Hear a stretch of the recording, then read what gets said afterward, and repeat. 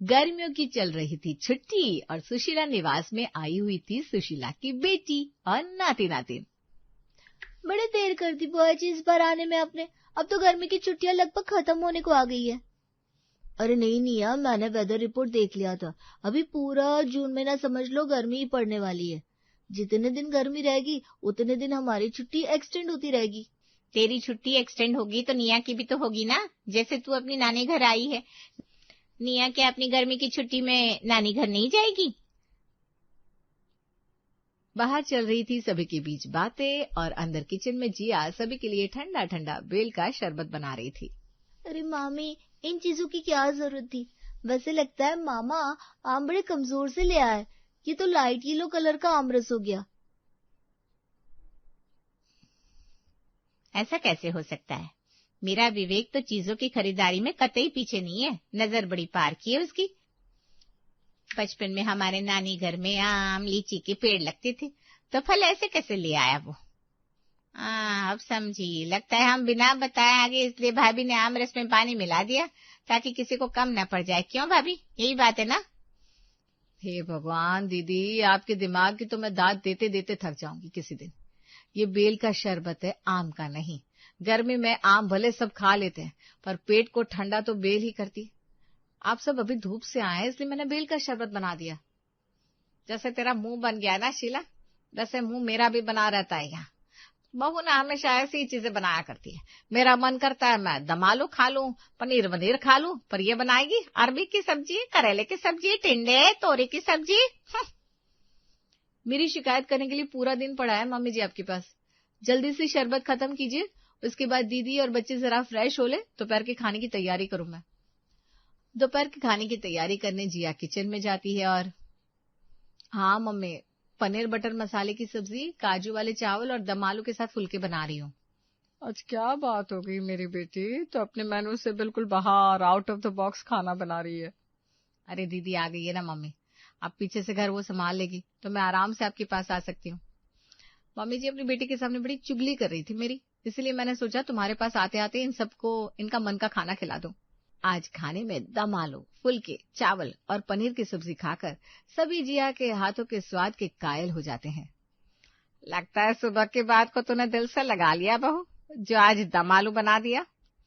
हाँ, मैंने सोचा जो खाना आपको पसंद है वही बना देती हूँ, क्योंकि फिर 15 दिनों के लिए मैं भी तो मम्मी के घर चली जाऊंगी छुट्टियां एंजॉय करने। मुझे नानी के घर नहीं जाना मम्मी, बुआ जी आई हुई है। महर और मैं प्रेम से बस इसी वक्त मिल पाती हूँ। अभी हम नानी के घर चले गए तो फिर अपने कजिन्स के साथ मैं वक्त नहीं बिता पाऊंगी। और अभी जाने के बाद बुआ जी सीधा राखी पर आती है, वो भी एक दिन के लिए। तुम चले जाओ मम्मी, मैं यहीं रुकूंगी बुआ के पास। और अगली सुबह विवेक 2 ट्रॉली लेकर दरवाजे पर निकलने के लिए तैयार था। जल्दी करो जिया, ट्रेन छुड़वा कर मानोगी क्या? जिया फटाफट आरती की थाली लेकर आती है और घर के सभी लोगों को टीका लगाती है, बड़ों का आशीर्वाद लेती है और घर पर सभी बच्चों के हाथों में पैसे रखती है। अब बड़ी अच्छी हो मम्मी, अब चली जाओगी तो मेरा यहाँ मन नहीं लगेगा। अरे पागल, जिस तरह तेरी मम्मी अपनी मम्मी से मिलने आई है, वैसे मुझे भी तो अपनी मम्मी से मिलने का मन करता है ना। और वैसे तुम बच्चों के लिए एक सरप्राइज किचन में छोड़कर जा रही हूँ मैं। चलो बाय। जिया के जाते ही तीनों बच्चे किचन में जाते हैं, जहां उन्हें मिलती है आलू मसाला मैगी। मैगी में आलू कौन डालता है? खाने से घिन नहीं करते प्रेम, तुम्हें नहीं खाना तो मैं खा लूंगी। मैंने देखा था मम्मी ने बड़ी मेहनत की थी। पहले मैगी को नूडल्स की तरह उबाला, उसके बाद आलू को फ्राई किया, फिर जाकर कुछ कुछ किया और ऐसे बनाया आलू मसाला मैगी। मुझे तो लगता है इसमें आलू मामी ने जरूर नानी की पसंद को ध्यान में रखकर डाला होगा। हमें ये मैगी उन्हें खिलानी चाहिए। आलू मसाला मैगी लेकर तीनों बच्चे सुशीला के कमरे में जाते हैं। अरे वाह, आज बच्चों ने मैगी बनाई है, ला ला भाई। बहू क्या गई, खाने में तो अलग अलग डिशेस मिलने लग गए मुझे। ये आलू वाली मसाला मैगी खाकर सुशीला को तो मजा ही आ जाता है। आलू जो मुझे इतने पसंद है, इस बात का बच्चों तुमने बिल्कुल ध्यान रखा है। बस एक चीज की कमी है, ऊपर से अगर जल जीरा पाउडर भी कोई छिड़क देता ना, तो फिर जो चटकारा आता, वाह भाई वाह। और उससे क्या आता ना, पेट साफ होने में दिक्कत नहीं होती। क्या मम्मी, तुम भी ना, लगता है भाभी ने तुम्हें नेनुआ तोरी इतने खिला दिए हैं कि तुम्हें आलू वाली मैगी भी अच्छी लग रही है। और ना बताओ मैगी में कौन आलू डालता है, और भी तरीके हैं मैगी बनाने के। तुम बच्चों को मैगी खानी है ना तो मुझे बोलो, मैं बनाती हूँ। मैगी टेस्टी होनी चाहिए बुआ, इतनी टेस्टी कि मैंने जो नानी घर न जाने का डिसीजन लिया है ना मुझे उस पर खुशी हो। बस फिर क्या था, निया और बाकी बच्चों के लिए किचन में शीला मैगी बनाने के लिए जाती है। आजकल के बच्चे हैं, उनके लिए अलग तरह से मैगी बनानी होगी। शीला फ्रिज खोलती है और निकालती है विनेगर, सोया सॉस और शेजवान सॉस और 2 बड़े बड़े प्याज। प्याज को भूनकर सुनहरा कर लेती हूँ, उसके बाद सारे सॉस डाल दूंगी, केचप भी डाल दूंगी और फिर डालूंगी मैगी, फिर ऐड करूंगी पानी, फिर ऊपर से जाएगा मैगी मसाला, थोड़ा सा मैजिक मसाला भी डाल दूंगी। ये सही है। ला ला ला ला ला ला। भाभी ने तो इन सबको सादा खाना खिला खिला कर बीमार कर दिया है। मैगी भी सिंपल ही बनाती होगी, पर अब नहीं, ऐसी चटपटी स्पाइसी मैगी बनाऊंगी कि मम्मी से लेकर विवेक तक सभी का मुंह इन 15 दिनों में चटपटा हो जाएगा। शीला सभी बच्चों के लिए मसालेदार शेजवान स्टाइल मैगी बनाकर लेकर आती है, जिसे सभी बच्चे चाट चाट कर खाते हैं। आज तो मानना पड़ेगा तुम्हारे मूड को मम्मी, वहाँ पापा बेचारे खाना खाना करते रह जाते थे, पर तुम किचन में जाती ही नहीं थी। वहाँ खाना तो पापा ही बनाते हैं। वैसे इस बाउल में और क्या सरप्राइज रखा है मम्मा तुमने? ज्यादा ना अपने नथुने मत फुला, इसमें मामा जी और नाना जी के लिए मैगी है। अब रात में वो लोग आएंगे तो फिर से मैगी थोड़ी ना बनाऊंगी। तभी निया पीछे से आती है, उस बॉल को उठाती है और भाग खड़ी होती है।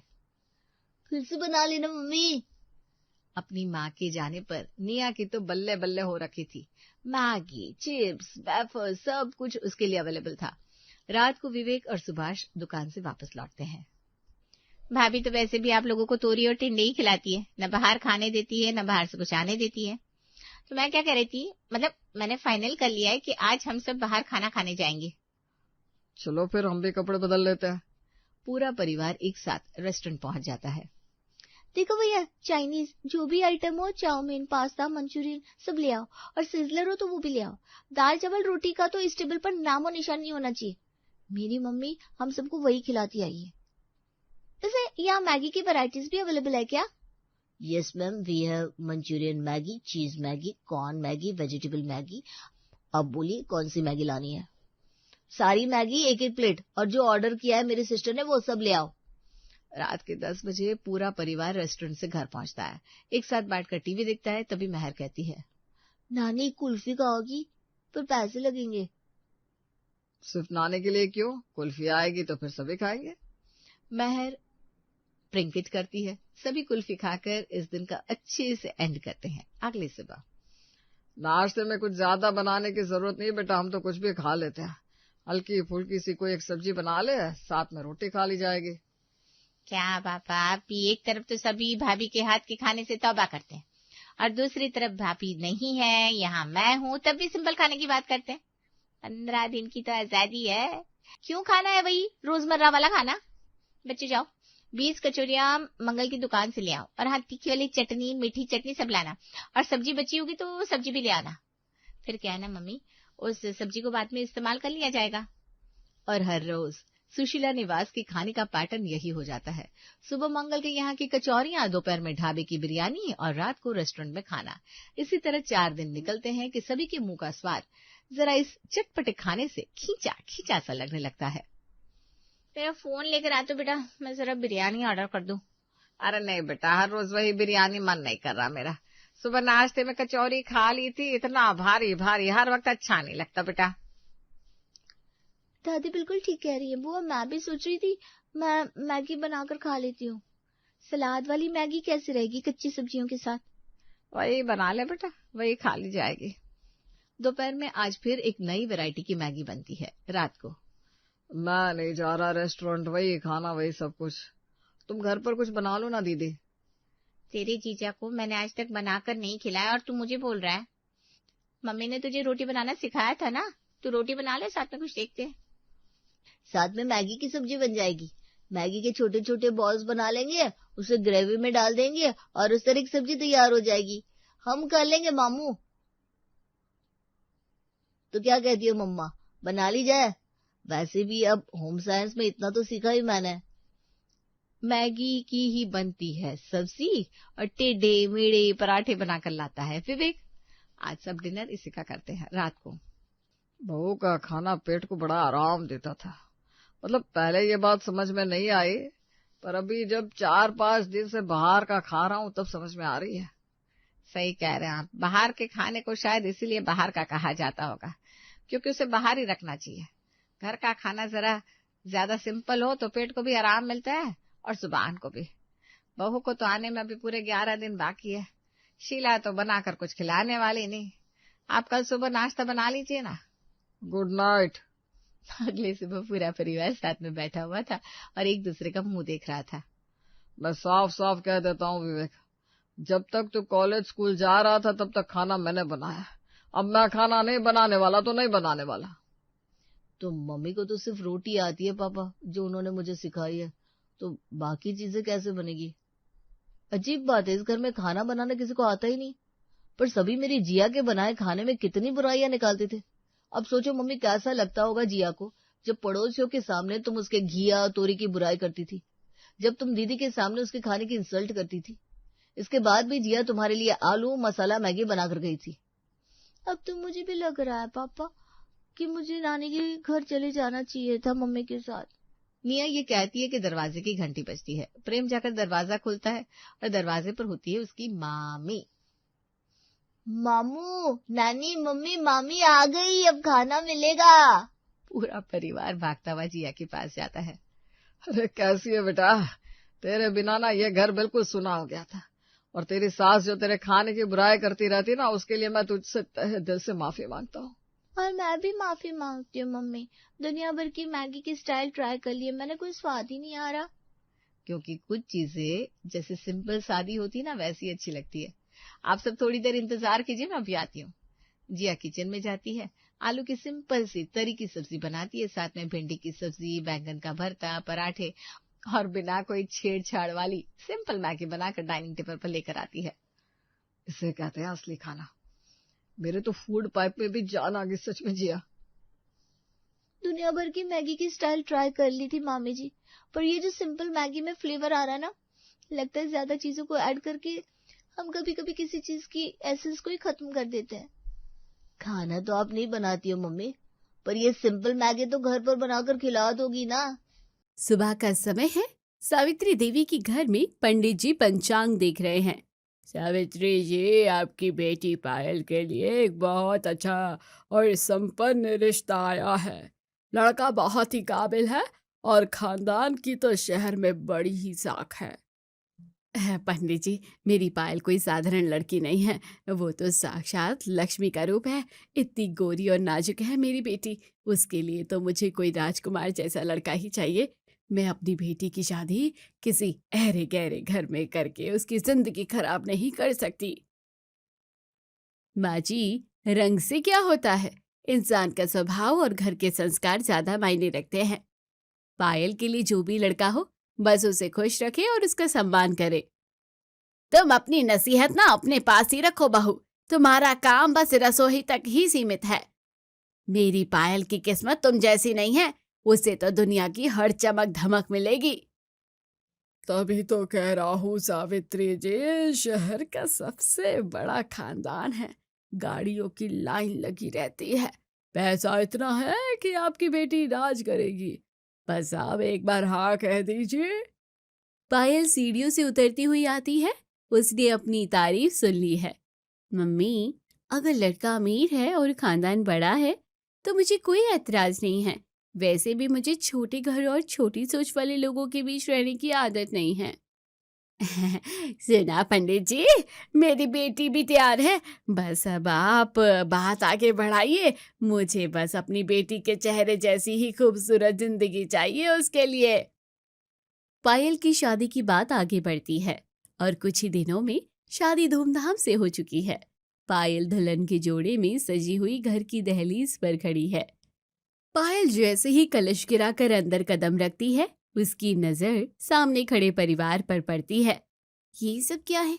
ये लोग इतने सांवले और काले क्यों हैं? क्या मैं सही घर में आई हूँ या रास्ता भटक गई हूँ? आओ बहू, तुम्हारे आने से हमारे घर में रौनक आ गई है। तुम तो बिल्कुल चांद का टुकड़ा हो, नजर ना लगे मेरी प्यारी बहू को। पायल तुम थक गई होगी, चलो अंदर बैठते हैं। यह सब तुम्हारा बहुत बेसब्री से इंतजार कर रहे थे। जी ठीक है, मैं खुद चली जाऊंगी। आप बस मुझे मेरा कमरा दिखा दीजिए। मुझे थोड़ा सिर दर्द हो रहा है, शायद सफर की थकान की वजह से है। भाभी, आप कितनी सुंदर है। आपकी स्किन तो बिल्कुल मखमली है। मुझे तो यकीन ही नहीं हो रहा कि आप अब हमेशा हमारे साथ रहेंगी। हाँ, सुंदरता तो भगवान की देन है, जो हर किसी के पास नहीं होती। वैसे यहाँ गर्मी बहुत है। क्या इस घर में एयर कंडीशनर ठीक से काम नहीं करते? मशीनें तो सब ठीक है छोटी बहू, बस दिल का तापमान थोड़ा संभालना पड़ता है। माँ, बहू को आराम करने दीजिए। रात का समय है। पायल आईने के सामने खड़ी अपना गहना उतार रही है। आदित्य कमरे में आता है। पायल, मुझे पता है कि नए घर में तालमेल बिठाना थोड़ा मुश्किल होता है, पर यकीन मानो यहाँ सब तुम्हें बहुत प्यार करेंगे और कभी कोई कमी नहीं होने देंगे। मम्मी ने मुझे बड़े बड़े सपने दिखाए थे, पर ये नहीं बताया कि हकीकत क्या होगी। मैंने सोचा था मेरा पति किसी हीरो जैसा होगा, पर यहाँ तो सब कुछ बिल्कुल उल्टा है। उल्टा मतलब? क्या तुम्हें घर पसंद नहीं आया या मुझसे कोई शिकायत है? अगर तुम्हें कुछ बुरा लगा हो तो तुम बेझिझक मुझसे कह सकती हो। दिखता नहीं आपको? मेरा रंग देखिए और अपना रंग देखिए। क्या हम साथ में अच्छे लगते हैं? लोग जब हमें साथ देखेंगे तो क्या कहेंगे? क्या यही मेरा नसीब था? पायल, रंग तो कुदरत की देन है, इसमें मेरा या तुम्हारा क्या बस है? क्या तुम्हें वाकई लगता है कि इंसान की कीमत उसके चमड़ी के रंग से होती है? बहस मत कीजिए, मैं बहुत थकी हुई हूँ और मुझे अकेला रहना है। आज के बाद कृपया मेरे ज्यादा करीब आने की कोशिश मत कीजिएगा।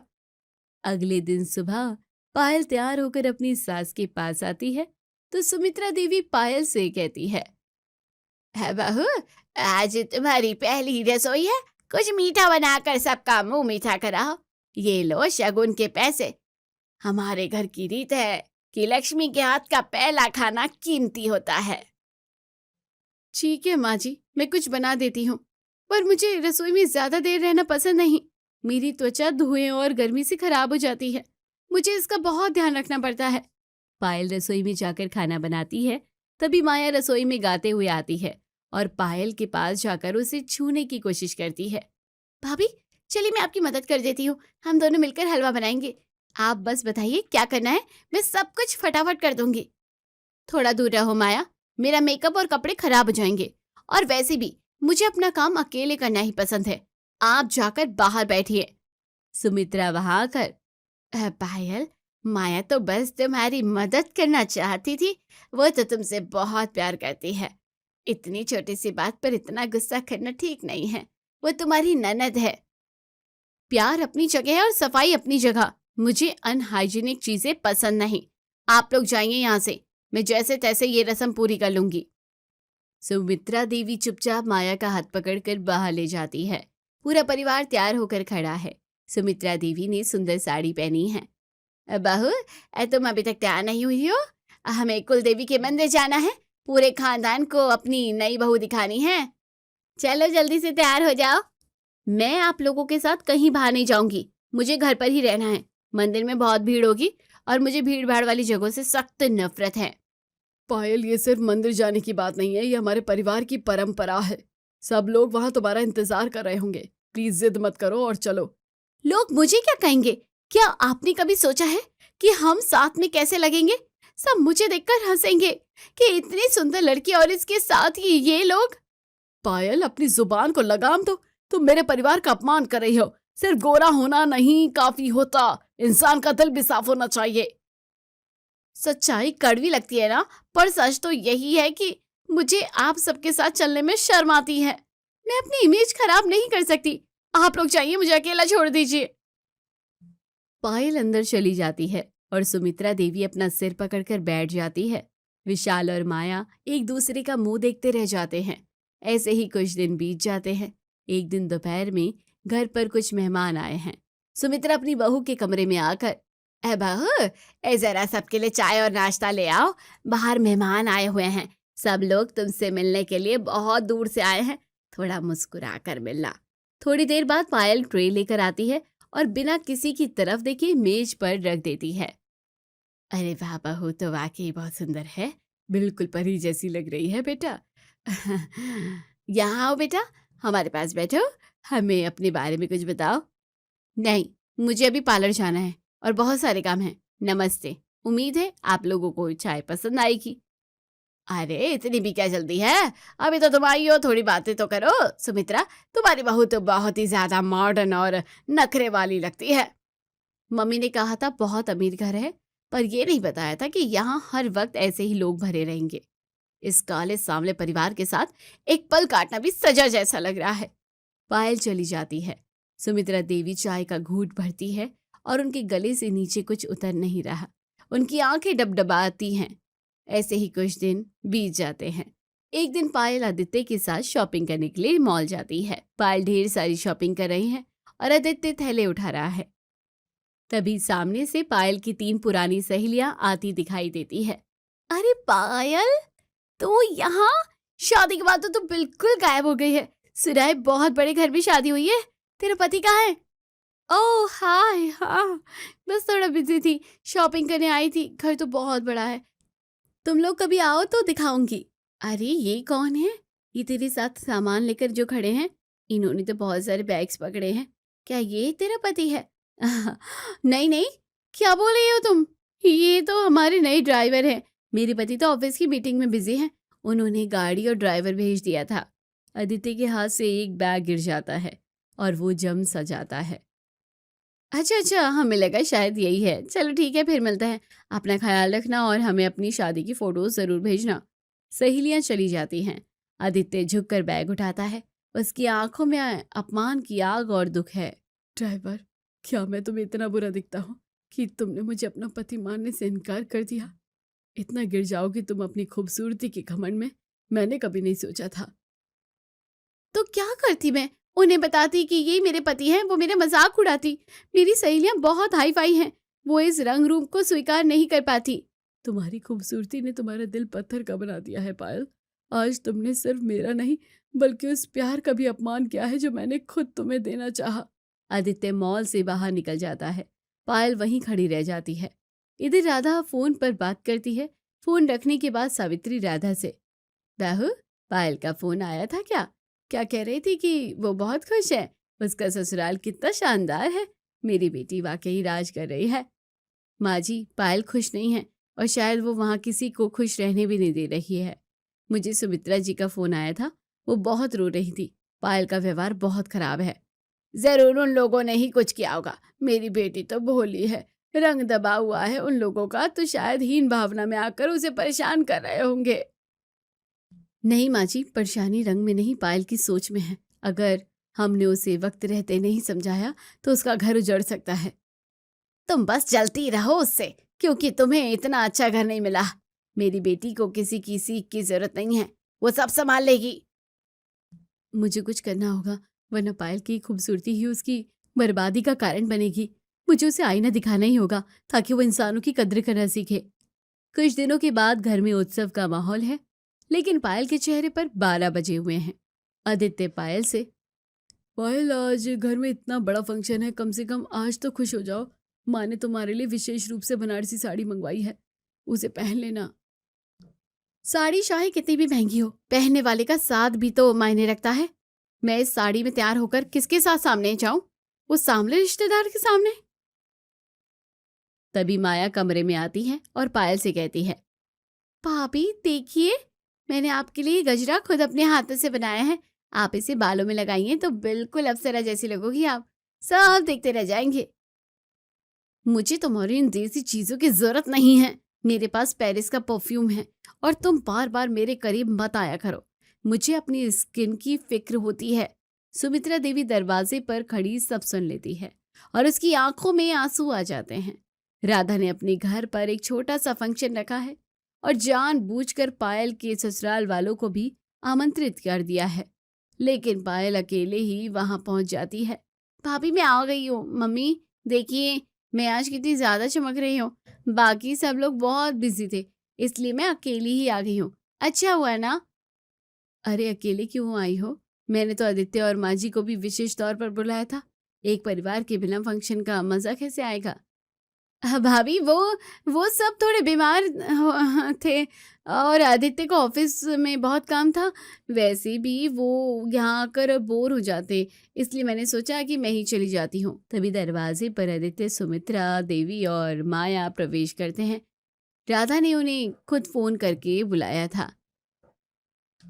आइए माँ जी, मुझे नहीं पता था कि आप लोग मेरा मान रखने जरूर आएंगे। पायल तो कह रही थी कि आप सबकी तबीयत ठीक नहीं है, पर आप तो भले चंगे दिख रहे हैं।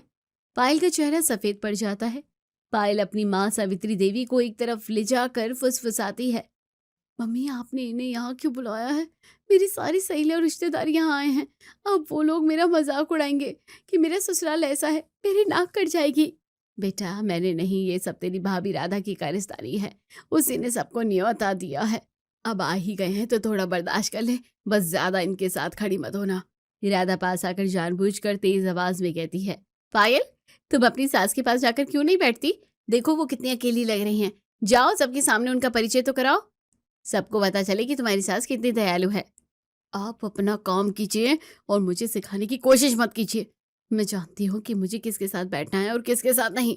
आप मेहमानों को देखिए। पायल उस रात घर नहीं गई और मायके में ही रुक गई। राधा ने अपनी सहेली नेहा को घर बुलाया है। पायल कैसी है तू? कितने सालों बाद हम मिल रहे हैं।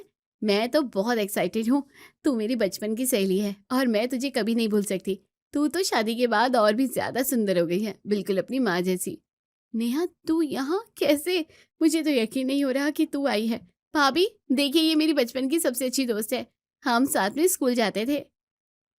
नेहा पर बचपन में एसिड अटैक हुआ था, जिसकी वजह से आज तक उसका चेहरा खराब है, लेकिन वो बहुत प्रभावशाली और ऊंचे पद पर काम करती है। अच्छा तो ये है तुम्हारी दोस्त।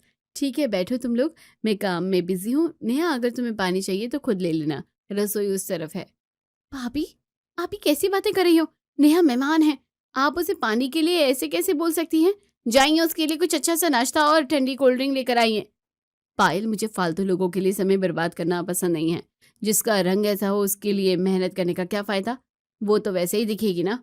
पायल गुस्से में राधा के कमरे में घुसती है। राधा शांत होकर किताब पढ़ रही है। भाभी आपकी हिम्मत कैसे हुई नेहा के साथ ऐसा बर्ताव करने की?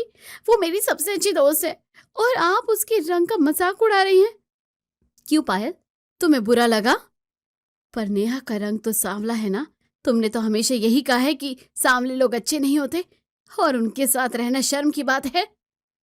वो मेरी दोस्त है, मैं उसे बचपन से जानती हूँ। वो दिल की बहुत नेक है, रंग से क्या लेना देना। उसने हमेशा मेरे साथ दिया है, वो बहुत बुद्धिमान है। यही तो मैं तुम्हें समझाना चाहती थी पायल। तुम नेहा को बचपन से जानती हो, इसलिए उसका दिल रख रही हो, लेकिन तुमने अपने ससुराल वालों को कभी जानने की कोशिश की ही नहीं है, बस उनका चेहरा देखा। भाभी मेरा वो मतलब नहीं था, मैं डरती थी कि लोग क्या कहेंगे। मुझे लगा था कि खूबसूरती ही सबसे बड़ी जीत होती है। पर आप यहाँ क्या कहना चाहती हैं? पायल रंग तो ढल जाता है, पर जो लोग तुम्हारे बुरे वक्त में खड़े होते हैं वही असली धन है। तुम्हारे ससुराल वाले तुम्हें पलकों पर बिठाते हैं, पर तुमने उन्हें सिर्फ उनके रंग से तोला। पायल को अपनी गलती का एहसास होता है और वो वापस अपने ससुराल लौट आती है। वो देखती है कि आदित्य अपना बैग पैक कर रहा है। आदित्य ये सब क्या है? आप कहीं बाहर जा रहे हैं क्या?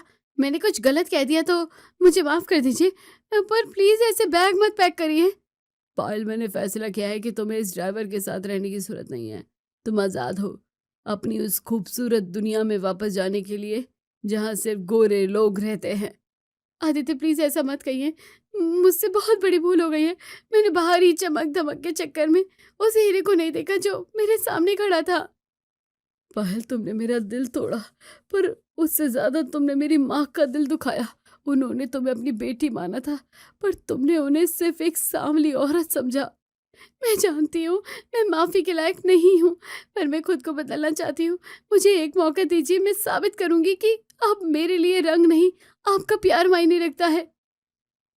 बाहर हॉल में आकर पायल सुमित्रा देवी के पैरों में गिर जाती है। माँ मुझे माफ कर दीजिए, मैं घमंड के अंधेरे में इतनी अंधी हो गई थी कि रिश्तों की रोशनी नहीं देख पाई। मैंने आप सबका बहुत अपमान किया है, मैं सजा के लायक हूँ, पर मुझे घर से मत निकालिए। पगली बहू। माँ कभी अपने बच्चों से नाराज होती है? बस उन्हें सही रास्ते पर ले जाना चाहती है। हमें तुम्हारे गोरे रंग से नहीं, तुम्हारी खुशी से मतलब था। और आज तुम वाकई ही बहुत सुंदर लग रही हो। भाभी, तो अब क्या है? भाभी, तो अब क्या मैं आपका मेकअप खराब कर सकती हूँ, या अभी भी मुझे आपसे 2 गज की दूरी बनाकर रखनी पड़ेगी? नहीं माया, अब से हम साथ में शॉपिंग जाएंगे और साथ में मंदिर भी। अब मुझे किसी के कुछ भी कहने से फर्क नहीं पड़ता, क्योंकि मेरे पास दुनिया का सबसे प्यारा परिवार है। कुछ महीने बाद घर में खुशी का माहौल है। राधा और सावित्री देवी वहां आई हुई हैं। बहू, तूने तो मेरी बेटी को बिल्कुल बदल दिया। मुझे तो डर था कि इसका घर ना टूट जाए। आज ये कितनी खुश है, और सच कहूं तो इसके चेहरे पर अब असली नूर दिख रहा है। माँ जी, असली खूबसूरती चेहरे के क्रीम पाउडर से नहीं, बल्कि मन की सादगी से होती है। पायल ने आज अपनी आत्मा को सुंदर बना लिया है, और यही एक सफल परिवार की नींव है। आदित्य पायल के पास आता है और उनके कान में कुछ कहता है। पायल खिलखिलाकर हंस पड़ती है। अब मुझे कोई गोरी ननद कहे या काले ससुराल की बहू, मुझे फर्क नहीं पड़ता। इंसान की पहचान उसके रंग से नहीं, उसके दिल और व्यवहार से होती है, और मैंने अपना दिल पा लिया है। सारा परिवार एक साथ मिलकर हंसता है। कैमरा पीछे हटता है और घर की नेम प्लेट सुख शांति निवास पर फोकस करता है।